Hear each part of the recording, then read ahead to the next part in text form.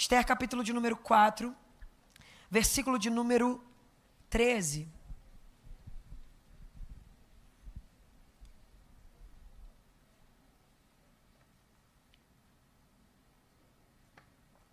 Irmã Maria José, Deus lhe abençoe em tudo, tá? Todos acharam? Mardoqueu mandou que dissessem: não imagines que por estar na casa do rei escaparás. Só tu entre os judeus. Porque se você se calar agora, socorro de outra parte virá para os judeus. Mas tu e a casa de teu pai perecereis. Quem sabe se não foi para este tempo que tu chegastes ao rei? Então Esther mandou que voltassem e dissessem a Mardoqueu: ajunta todos os judeus que se acharem em Suzã, jejuai por mim, não comais e nem bebais, por 3 dias e 3 noites. E nós, eu e minhas servas, faremos também assim. E depois irei ter com o rei, ainda que não seja segundo a lei. E se eu perecer, pereci. Fala conosco, Jesus. Nós desejamos te ouvir, em nome de Jesus. Pode sentar, querida.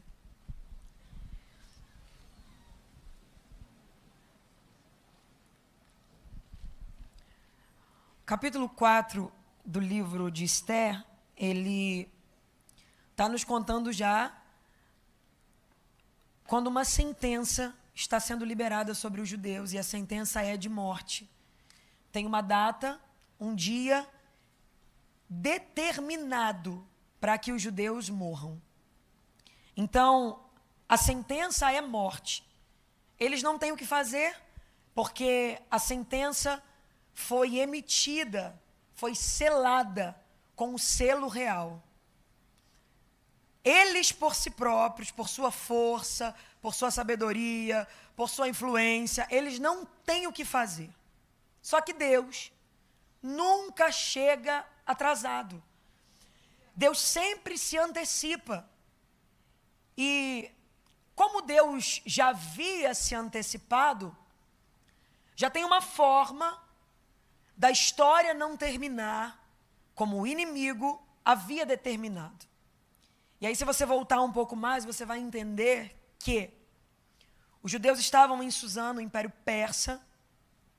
O rei, um dia, decide dar um banquete, convida a rainha, que era Vasti, na ocasião, e ele diz: olha, eu quero que ela venha à minha presença. Mas ela decide que não vai, e depois disso, o rei decide que vai deportar ela do seu trono, da sua posição real. Passa o tempo, e ele quer reunir moças para que elas assumam, uma delas seja escolhida para assumir o trono e a realeza. Você deve saber que a escolhida nessa história toda é Esther. Repita comigo, é Esther.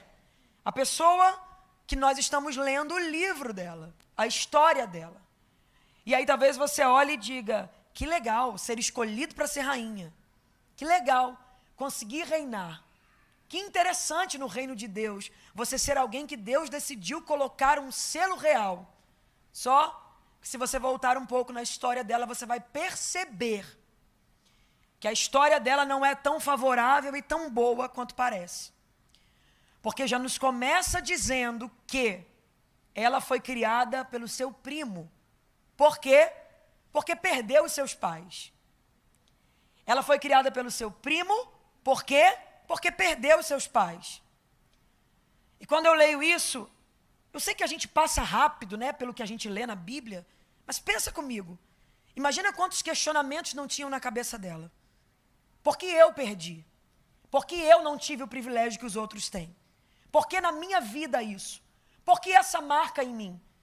E é comprovado que uma criança, quando não tem a oportunidade de ter referências paternas, ela sofre grandes traumas. Você imagina para ela, para o emocional dela, para o psicológico dela. Perdeu. Já começa entrando na história perdendo. E me parece que isso é uma grande marca que Deus coloca sobre as pessoas que Ele decide usar. Porque não existe alguém que Deus queira usar muito, que antes Deus não amasse muito. Não existe alguém que Deus queira surpreender muito, que antes Deus não submeta esse alguém a um esmerilhamento, a um processo doloroso. Então eu já quero começar essa mensagem dizendo a alguém: eu não sei o que você está vivendo, eu não sei o que você está passando, mas eu não quero que você foque no que você está vivendo. Entenda só que o que você passa agora é preparo de Deus para uma grande obra que Ele tem na tua vida. Toda pessoa que Deus quer usar muito, primeiro Deus amassa muito. Olhe para essa pessoa que está do seu lado e fale para ela: fica calma. Toda pessoa que Deus quer usar muito, primeiro Deus amassa muito. Tem gente que entrou aqui hoje dizendo: Deus, como eu estou sendo amassado, Deus, como eu estou sofrendo, Deus, que luta que eu estou vivendo. E Ele te sentou aí para dizer: não se preocupe, não é luta, é o anúncio da grande obra que eu tenho na tua história. Ele nos ensina a perder. Uma das coisas que Ele nos ensina é perder. Gabriela, como assim crente perde? A gente aprende a perder para Ele. Porque quem aprende a perder para Deus não perde para mais ninguém. Aleluia! A gente deixa Ele levar quem tem que levar, deixa trazer quem tem que trazer, deixa fechar a porta que Ele quer, deixa abrir a que Ele quer. Quando a gente aprende a se submeter ao que Ele quer, a gente não perde para mais ninguém. Aleluia! Eu sinto graça de Deus neste lugar. Oh glória! Ela era alguém que tinha perdido, criada nem pelo tio, pelo primo, numa terra que não era dela, num cenário totalmente confuso, porque às vezes Deus coloca a gente num cenário que nem a gente entende, em situações que nem a gente imaginou, com uma realidade que a gente não plantou, não prometeu, não sabia. Você olha e fala assim: eu não planejei isso.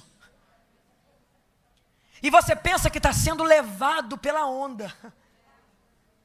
Porque tem dias que parece que é a vida que está te empurrando. Aleluia. Lá está ela, sendo criada pelo primo. Nesse cenário, a rainha sai do trono. Passa um tempo. Eles são convocados, as virgens que estavam ali são convocadas para estar num harém real, para serem preparados. E dentre elas, alguém ia ser escolhida. Você pensa que ela imaginava que era ela? Você pensa que na cabeça dela, algum dia, ela se viu vestida com veste real? Porque a gente não tem noção dos lugares que Deus separou para nós. Como boca profética eu vim dizer a alguém: o dia a dia tenta te confundir, porque nós não conseguimos ter noção do tamanho, da profundidade, da altura e da largura do que Deus quer realizar sobre nós. Aleluia! Você pensa que ela imaginou que era ela? Você acha que ela via nela capacidade para aquilo? Mas quando ela entra ali, antes de entrar, o nome dela era Radassa, pequena Murta. E depois o nome dela tem que ser trocado para o nome persa, Esther. Pensa comigo, gente. A gente lê e pensa: é muito rápido, muito fácil. Mas imagina alguém agora dizer para mim que meu nome não é mais Gabriela, que agora é Maria. Tem anos desde que eu nasci que eu ouço o meu nome todo dia. Como é que eu vou me habituar agora com uma mudança dessa? Imagina para ela. Mas a gente tem que estar preparado, ou tem que pelo menos se submeter a algumas mudanças que a gente não entende, não queria, mas elas precisam acontecer, porque fazem parte da escada que Deus separou para nos levar ao nosso destino. Parece tão simples, vai trocar o nome, mas imagina a cabeça dela. Ela foi a vida inteira chamada por um nome e agora, repentinamente, alguém está dizendo: se habitua com essa mudança. Eu estou pregando para pessoas que estão vivendo mudanças repentinas. Nós fomos colocados num cenário de mudança repentina. Do nada alguém disse: não pode mais ter culto.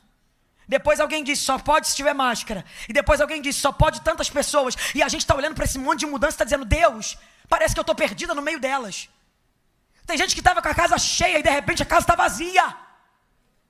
Nem você consegue compreender o nível de mudanças que estão acontecendo na tua vida. E algumas delas nos assustam. Imagina para ela alguém dizer, teu nome era esse até ontem, mas a partir de hoje o nome é outro. Nome fala de identidade. O que está acontecendo com Esther é, a partir de agora, a tua identidade já não é mais a antiga. Até ontem você era a garotinha que perdeu, que não tinha e sofrida. Mas agora você vai se comportar como uma estrela. Faz uma cara de profeta para quem está do teu lado. Eu sei que não existe isso, mas é para dar emoção. Franze a testa. Fecha um pouco o olho na medida. E não olha devagar não, olha rápido para dar um susto mesmo. Olha nos olhos dessa pessoa e fala para ela, enquanto você não se submeter às mudanças que estão sendo propostas, você não vai conseguir alcançar o lugar. Fala para ele, se rende logo. Para de ficar brigando. Para de ficar discutindo com o céu. Alguém vai dizer, não, minha identidade não é essa. Meu nome não é esse. Não, não era até ontem, mas agora vai ser. E eu vou me submeter ao que Deus quiser fazer. Oh, aleluia. Aleluia. É estranho. Assusta. Confunde. Mas eu confio em quem está acima de mim. Eu confio em quem está olhando o futuro e está dizendo, vem que eu sei o caminho, vem que eu conheço a estrada. Aleluia.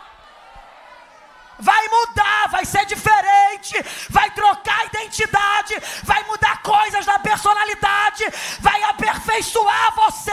Tem hora que você vai chorar, mas você vai chegar ao lugar que Ele preparou para você. Oh glória! Oh glória! Leva, Jesus, o que tiver que levar, e traz o que tiver que trazer. Eu sinto a autoridade profética de Deus aqui.